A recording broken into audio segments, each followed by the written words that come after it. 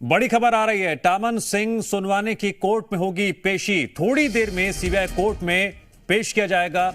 CBI ने सोनवानी को कल गिरफ्तार किया था। सीजीपीएससी घोटाले के आरोप में यह गिरफ्तारी हुई थी। पीएससी के पूर्व अध्यक्ष है टामन सिंह सोनवानी। और अब बारी है लीगल कार्रवाई की। कानूनी कार्रवाई हो चुकी है और अब कोर्ट की प्रक्रिया के तहत थोड़ी देर में सीबीआई कोर्ट में पेश किया जाएगा। देखना अहम होगा क्या फैसला कोर्ट सुनाती है। रिमांड की मांग होगी, सवाल पूछने की तैयारी होगी। पीएससी के पूर्व अध्यक्ष है टामन सिंह सोनवानी। पहले गिरफ्तारी हुई और अब कोर्ट में पेशी की बारी है। अब से थोड़ी देर के बाद सीबीआई कोर्ट में टामन सिंह सोनवानी को पेश किया जाएगा। कोर्ट की कार्रवाई को लेकर लेटेस्ट अपडेट देंगे एसोसिएट एडिटर रुपेश गुप्ता जुड़ गए हमारे साथ लाइव। रुपेश, क्या अपडेट? देखिए, इंतजार किया जा रहा है कि कैसे टामन सिंह सोनवानी और गोयल, जो कि इस्पात कंपनी के डायरेक्टर थे, इन दोनों को गिरफ्तार करके आज अभी लीलाधर साई यादव जो जज हैं उनकी कोर्ट में पेश किया जाएगा, सीबीआई की कोर्ट में। और सीबीआई रिमांड पर मांगेगी। और अब जो बचाव पक्ष के वकील हैं फैजल रिजवी, वो कोर्ट में जा चुके हैं। अब इंतजार किया जा रहा है सीबीआई मुख्यालय से जो टामन सिंह सोनवानी है उनको लेकर के सीबीआई रवाना हो चुकी है। थोड़ी देर के बाद नजर आएंगे कि यहाँ पे टामन सिंह सोनवानी है और टामन सिंह सोनवानी के साथ गोयल भी लाए जाएंगे। और कल इनकी गिरफ्तारी हुई थी, आज कोर्ट में पेश किया जाएगा और सीबीआई इनकी रिमांड मांगेगी। हम आपको बता दें कि 2021 में जो पीएससी का घोटाला हुआ था, जिसमें तब के अध्यक्ष थे छत्तीसगढ़ लोक सेवा आयोग के टामन सिंह सोनवानी। और कहा यह जा रहा है कि जो दूसरे व्यक्ति गिरफ्तार हुए हैं गोयल, उन्होंने अपने बच्चे के चयन के लिए 45 लाख रुपए की रिश्वत ली थी। ये आरोप उन पर लगा है और इसी के तहत उनकी गिरफ्तारी हुई है। जी रुपेश, क्या कुछ हलचल आप देख रहे हैं? और इस हलचल को बताते हुए जरा ये भी दर्शकों को जानकारी दीजिए कि अब जब सीबीआई कोर्ट में पेशी होगी, रिमांड की मांग होगी, तो फिर वो कौन कौन से बड़े अहम सवाल होंगे जो टामन सिंह सोनवानी से पूछताछ के दौरान पूछे जा सकते हैं, ताकि इस मामले के तहत तक उनको गिरफ्तार कर लिया। सोनवानी जी, क्या कहना है आपका? सोनवानी जी, क्या कहना है आपका? सोनवानी जी, क्या कहना है आपका? आपके ऊपर बड़ा आरोप लगा, कुछ कहेंगे क्या? आप पर आरोप कहेंगे सर? सीधा खड़ा हो कहेंगे क्या? सोनवानी जी, क्या कहना है? कुछ कहेंगे क्या? ये देख सकते टामन सोनवानी फिलहाल कुछ नहीं करेंगे। आपको भी बुलाया गया है। आप क्या कहना चाहेंगे? आपको भी बुलाया गया था। आपने आरोप है कि आपने 40 लाख रुपए आपके परिवार से कुछ लोग कुछ चाहिए हुए हैं। क्या कहेंगे आप? कितने पैसे दिए गए थे? आपके भी परिवार से कुछ लोग चाहिए हुए हैं। क्या कहेंगे? तो सीबीआई इनको ले गई है। सीबीआई ने उनको बिल्कुल, उन लोगों ने बोला नहीं, कोई बात नहीं की मीडिया से। लेकिन आप देख सकते हैं कि लीलाधर साई यादव का जो बेंच है, वो उस बेंच में उनके मामले को ले जाया गया है। अब उनकी रिमांड को लेकर के सुनवाई होगी थोड़ी देर के बाद। जो कोर्ट रूम है, कोर्ट रूम की तस्वीरें हम आपको दिखा रहे हैं इस वक्त जी मध्य प्रदेश छत्तीसगढ़ पर। सबसे पहले हमने आपको दिखाया कि टामन सिंह सोनवानी पहुंच चुके हैं कोर्ट में और कोर्ट की कार्रवाई अब से थोड़ी देर के बाद शुरू हो जाएगी। जी, थोड़ी देर के बाद कोर्ट में सुनवाई शुरू होगी और दर्शकों तक हम हर अपडेट सबसे पहले पहुंचाएंगे।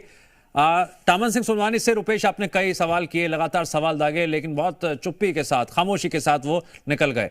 मैं बात कर रहा था उन सवालों की जिसका सामना अब टामन सिंह सोनवानी को करना होगा। वो सवाल जो अब पूछताछ के दौरान अगर रिमांड मिल जाती है, वो सवाल जो सोनवानी से पूछे जाएंगे, जरा उन सवालों का भी जिक्र कर दीजिए। देखिए, जो आरोप लगा है वो सिर्फ एक केस है, जिस केस में 45 लाख रुपए रिश्वत लेने का आरोप लगा है।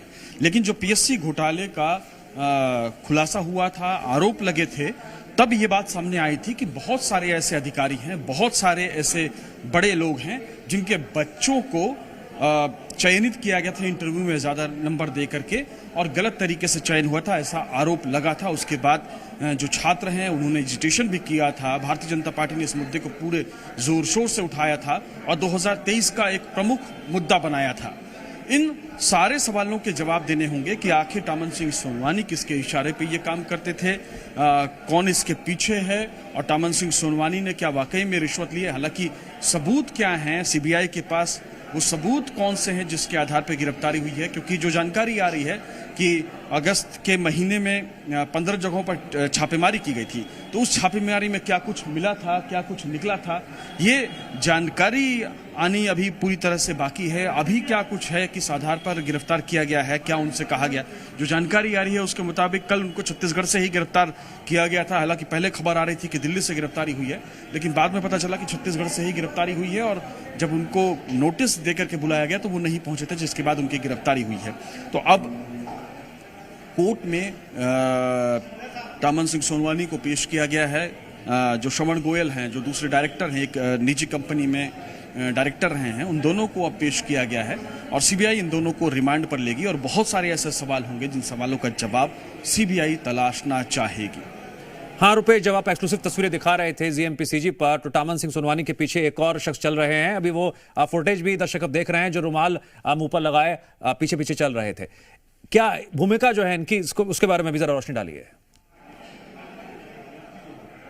देखिए, दो तरह के आरोप लगे थे। ये पर्टिकुलर केस है जिसमें सीबीआई को कुछ साक्ष्य मिले हैं, कुछ क्लूज मिले हैं, जिसके आधार पे कहा यह जा रहा है कि कार्रवाई हुई है। और ये कार्रवाई ये है कि 45 लाख रुपए की रिश्वत तामन सिंह सोनवानी ने उनके बच्चे के किसी को चयन कराने के नाम पे लिए थे, उनको दिया गया था रिश्वत, और इसी मामले में गिरफ्तारी। तो वो शख्स हैं जिन्होंने रिश्वत दी, गोयल, और जो दूसरे शख्स हैं जिनको रिश्वत मिली, आरोप ऐसा है, वो तामन सिंह सोनवानी है। रुपेश, जब किसी भी मामले में बड़े स्तर पर रिश्वतखोरी के आरोप लगते हैं तो उसमें एक बैकग्राउंड में एक नेक्सस नजर आता है। अब कौन कौन इसमें शामिल रहे हैं, क्या यह भी एक बड़ा सवाल रहेगा? जाहिर तौर पे, और सीबीआई का जांच का प्रमुख मुद्दा यही है। जो सीबीआई की जांच के लिए जनवरी में विष्णुदेव राय सरकार सत्ता में आई थी और उसके बाद ही उसने कैबिनेट में मुहर लगाई थी, तो जांच का एक अहम बिंदु ये था कि क्या ये नेक्सस चल रहा था, क्या सिर्फ तामन सिंह सोनवानी खुद ये सिंडिकेट चला रहे थे या किसी के कहने पे चला रहे थे, क्या कुछ कनेक्शंस हैं। इन तमाम पहलुओं की जांच सीबीआई करेगी। क्या कोई पॉलिटिकल कनेक्शन का भी एंगल निकलकर सामने आया था अब तक जो जांच हुई, सवाल पूछे गए? देखिए, ऐसी कोई जानकारी नहीं आई है, लेकिन ये तो सच है कि तत्कालीन जो कांग्रेस की सरकार थी, उस सरकार पर आरोप लगे थे कि कांग्रेस की सरकार की मिली जुली कांग्रेस की सरकार थी, जिसकी वजह से कांग्रेस की सरकार इसमें संलिप्त रही है। भारतीय जनता पार्टी ने हमेशा हर मुद्दे पर, हर मौके पर इस आरोप को दोहराया है, और भारतीय जनता पार्टी अभी भी लगातार इस आरोप को दोहरा रही है। जो सीएम के एडवाइजर हैं, उन्होंने लगातार ट्वीट किए हैं। जो अब वित्त मंत्री हैं, वो लगातार इस मामले को लेकर के पीछे पड़े रहे, सरकार को घेरते रहे, तब की सरकार को, और आज कांग्रेस को घेर रहे हैं। उसी तरीके से गौरीशंकर श्रीवास हैं, जो कि प्रवक्ता हैं, वो भी काफी जोर शोर से इस मुद्दे को उठाते रहे हैं। तो तमाम तरह के आरोप तत्कालीन सरकार पर लगे हैं, और सीधे सीधे आरोप भी लगाया गया है कि सरकार इसमें शामिल रही है। लेकिन ये जांच का विषय है कि कौन कौन इसमें शामिल रहा है, किसकी क्या भूमिका थी। अब इस मामले में क्या कुछ होता है, ये तो जब सीबीआई को रिमांड मिलेगी और रिमांड में जब पूछताछ होगी, उसके बाद ही बातें सामने आएंगी। ठीक है, आप रुपेश बने रहिए हमारे साथ। एक बार फिर दर्शकों को हम वो तस्वीरें दिखाते हैं जब अब से कुछ देर पहले तामन सिंह सोनवानी को सीबीआई कोर्ट लाया गया था, उससे बाहर की तस्वीरें हैं, और उस वक्त हमारे वरिष्ठ सहयोगी रुपेश वहां पर मौजूद थे, जिनके जरिए ये तस्वीरें सबसे पहले आप तक पहुंची। रुपेश ने तामन सिंह सोनवानी से सवाल भी किए, लेकिन तामन सिंह सोनवानी चुपचाप बिना कुछ बोले निकल गए, और उसके बाद सीबीआई टीम उनके साथ मौजूद थी। कोर्ट में उन्हें अंदर ले जाया गया। अब से कुछ ही देर में फैसला आ जाएगा रिमांड को लेकर, क्योंकि यहां पर अब सीबीआई की टीम तामन सिंह सोनवानी के रिमांड की मांग करेगी, और इसके मायने यह है कि उसके बाद पूछताछ होगी, सवाल होंगे। रिश्वतखोरी का बड़ा आरोप है, गंभीर आरोप है। क्या अकेले इस नेक्सस को वो मैनेज कर रहे थे, या बैकग्राउंड में कोई और भी ऐसे बड़े चेहरे शामिल थे? ऐसे कई सवाल हैं जिनका अब जवाब सीबीआई टीम पता लगाने की कोशिश करेगी। रुपेश ने हमें यह भी जानकारी दी कि पॉलिटिकली इसको लेकर क्या इंपैक्ट देखने को मिला, क्या प्रतिक्रिया आई। तत्कालीन जो सरकार रही है पूर्व की, उस पर भी कई गंभीर आरोप लगे हैं। जरा हम इस पर भी बात कर लेते हैं। रुपेश, आप बात कर रहे थे कि सोशल मीडिया पर भी कई कमेंट्स आए हैं पॉलिटिकल लीडर्स के। तो ये जो बार पलटवार का दौर चला है, उसने क्या संदेश दिया और उसका क्या इंपैक्ट पड़ेगा आने वाले दिनों में? देखिए, जाहिर तौर पे चूंकि छत्तीसगढ़ के युवाओं से जुड़ा हुआ मसला है और बहुत बड़ा आरोप जो तब की भूपेश बघेल की सरकार थी उस पर लगा था, ऐसी परिस्थिति में जाहिर तौर पे हालांकि कांग्रेस का ये रुख है कि इस मामले में गिरफ्तार कर लिया गया है, पूरी जांच कराई जाए। कांग्रेस ये भी कह रही है कि इससे पहले जो पीएससी के पर्चे लीक हुए थे उस मामले की भी जांच करानी चाहिए। तो कांग्रेस पूरे कार्यकाल को, जो रमन सिंह के समय का कार्यकाल था, उसके बाद भूपेश बघेल का कार्यकाल था, सबकी जांच की मांग कर रही है। लेकिन कांग्रेस ये भी कह रही है कि जांच होना चाहिए और सच सामने आना चाहिए, ऑफिशियल बयान है। लेकिन ये भी आरोप लगा रही है कि इस मामले में राजनीति कर रही है भारतीय जनता पार्टी, और भारतीय जनता पार्टी लगातार कांग्रेस को इस मसले पर घेरती रही है, जब उनकी सरकार थी तब भी और जब सरकार चली गई। चूंकि प्रदेश के युवाओं के साथ जुड़ा हुआ मसला है, प्रदेश में सबसे इंपॉर्टेंट जो एग्जाम होता है वो पीएससी का होता है, जिसमें स्टेट सर्विसेज के लिए कैंडिडेट सेलेक्ट किए जाते हैं, जिसमें इंटरव्यू होता है, जिसमें रिटन एग्जाम होते हैं, ठीक उसी तरह से जैसे यूपीएससी के एग्जाम्स होते हैं। और उसके बाद प्रदेश को चलाने वाले नौकरशाह मिलते हैं, इस प्रदेश को कर्मचारी अधिकारी मिलते हैं, तमाम जो अलग अलग डिपार्टमेंट में काम करते हैं, चाहे वो पुलिस हो, चाहे वो रेवेन्यू हो, चाहे वो एडमिनिस्ट्रेशन हो, या फिर दूसरे डिपार्टमेंट हो।